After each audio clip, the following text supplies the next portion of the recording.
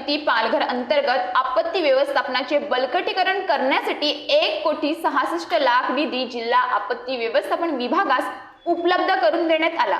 त्या अंतर्गत जिल्हा आपत्ती व्यवस्थापन प्राधिकरण पालघर यांच्या मार्फत जिल्ह्यातील 6 सागरी पोलीस स्टेशन आणि 3 नगरपालिका, 1 नगरपंचायत असे 10 ठिकाणी रोबोटिक बोटींचे वाटप जिल्हा आपत्ती व्यवस्थापन प्राधिकरण पालघर यांच्या मार्फत करण्यात आले।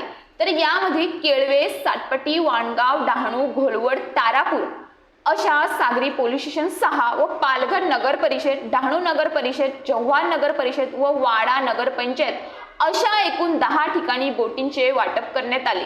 त्यानंतर केळवे समुद्रकिनारी भरतीच्या वेळी दुपारी 2 वाजता प्रात्यक्षिक दाखवण्यात आले।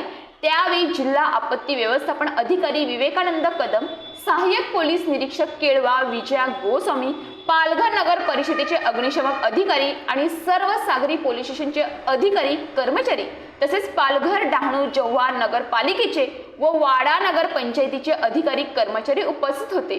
बोट ठरणार संजीवनी। ही बोट पाण्यात बुडत असलेल्या व्यक्तीला वाचवण्यासाठी एक वरदान आहे, कारण एक माणूस वाचवण्यासाठी आपण दुसरा माणूस पाण्यात उतरवतो, पण आता दुसरा माणसाऐवजी ही रोबोटिक बोट पाण्यात जाऊन बुडणाऱ्या व्यक्तीचा जीव वाचवणार आहे।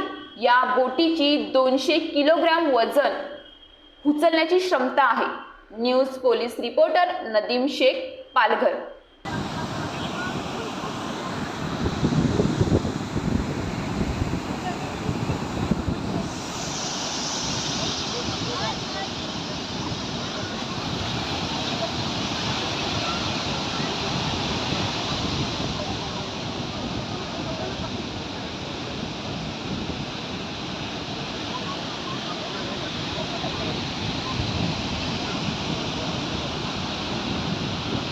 मध्ये आला।